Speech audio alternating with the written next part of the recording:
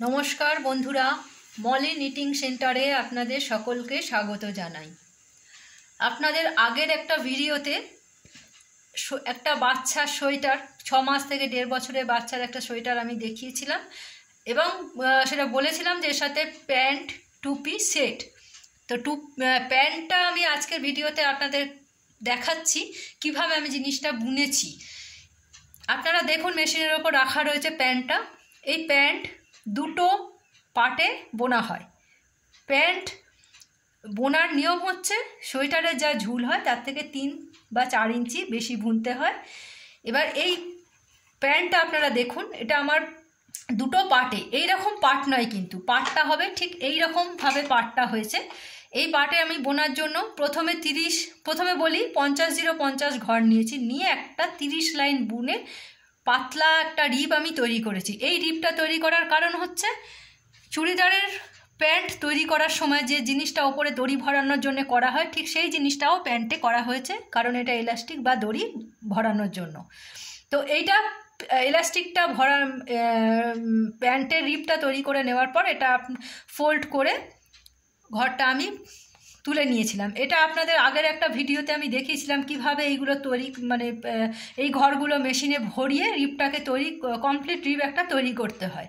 তো সেই রিপটাই আমি এখানে করে নিয়ে টানা 8 ইঞ্চি বুনেছি। এবার 8 ইঞ্চি বোনার সঙ্গে সঙ্গে আমি ডিজাইন ফেলেছি। ডিজাইনগুলো আপনাদেরকে বলেছিলাম যে এটা ব্রাদার হ্যান্ড নিটিং মেশিন। এই মেশিনে আমরা কি করি, কার্ডের মাধ্যমে ডিজাইনগুলো করি। তো সেই কার্ডটা আমার মেশিনে এখনও ভরানো আছে, যে ডিজাইন কার্ডের মাধ্যমে আমি ডিজাইনটা দিয়েছি। তো এই কার্ডগুলো কিভাবে ভরাতে হয়, আমার কাছে আরও অনেক কার্ড আছে, ডিজাইনিং কার্ড, সেগুলো পরবর্তী কোনো একটি ভিডিওতে আপনাদেরকে দেখাবো। আজকে শুধুমাত্র এই ডিজাইনিং কার্ড দিয়েই আমি এই ডিজাইনটা বানিয়েছি, সেটাই আপনাদেরকে বললাম।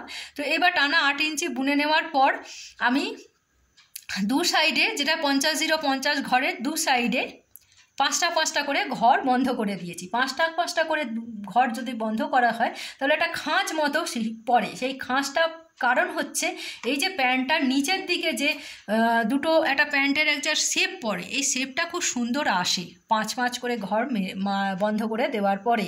এরপর 5 ঘর বন্ধ করে দেওয়ার পরে আমার কত ঘর পড়ে রইল? 45-0-45 ঘর পড়ে রইল।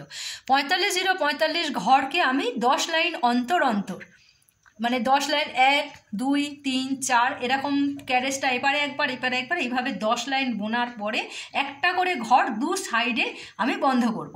এইভাবে 10 লাইন অন্তর ঘর বন্ধ করে দেবার পরে আপনার ঘর পড়ে রইল কটা?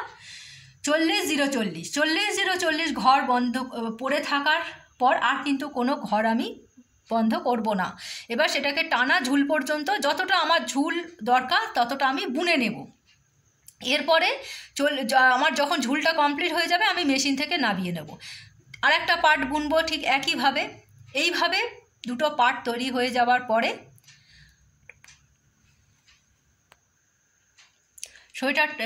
প্যান্টটা টানা 40 যতটা ঝুল হবে বুনে নেবার পরে আমি এটা নামিয়ে নিয়ে আর একটা পার্ট আমি একইভাবে তৈরি করে হাতে আমি প্যান্টটাকে জুড়ে নিয়েছি।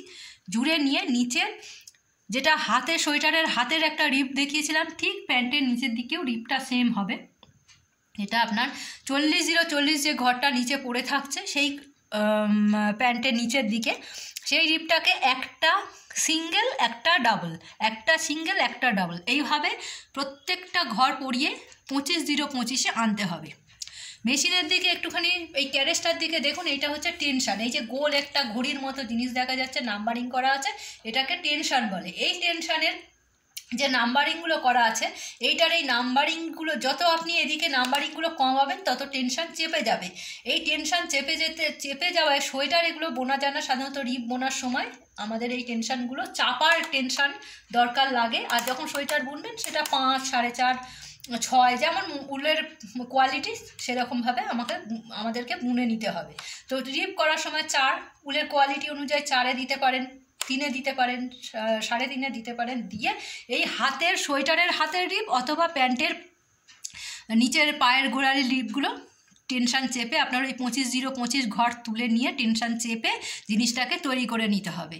তো এটা আমার এখনও এই প্যান্টের রিপটা সেলাই করা হয়নি, আমি শুধু বুনে রেখেছি। এইটাকে ঠিক এইভাবে এটাকে সোজা করা আছে, এটাকে আমার ওপার থেকে উল্টে নিয়ে আমার রিপটাকে ঠিক এইভাবে আমার দেখুন এই রিপটাকে ঢুকিয়ে রিপটাকে আমার সেলাই করে দিলে রিপটা ঠিক সোয়েটারের হাতার মতো এসে যাচ্ছে। আপনারা তাহলে বুঝতে পারলেন যে প্যান্টটা আমার কিভাবে তৈরি হলো। প্যান্টটা তৈরি করা খুবই ইজি, খুবই সহজ জিনিস। এটা শুধুমাত্র দুটো পার্ট তৈরি করে নিয়ে হাতে এটা জুড়ে নিলেই হয়ে যায়। তারপরে আমি এটাকে এলাস্টিক কোমরে, যেহেতু ছোট বাচ্চা দড়ি অনেক সময় তাদের বাঁধতে অসুবিধাও হয়, সেই জন্য আমি এটা এলাস্টিক ভরাবো, নিচে এটাকে ফোল্ড করে ভাঁজ করে আমি রিপটাকে সেলাই করে দেবো, দিলে আমার প্যান্ট পুরো কমপ্লিট হয়ে যাবে। এরপর এর সাথে আমি একটা টুপি বুনে রেখেছি, সেটা পরবর্তী ভিডিওতে আপনাদের দেখাবো। তো আজকে এইটুকুই। নমস্কার বন্ধুরা, শুভরাত্রি।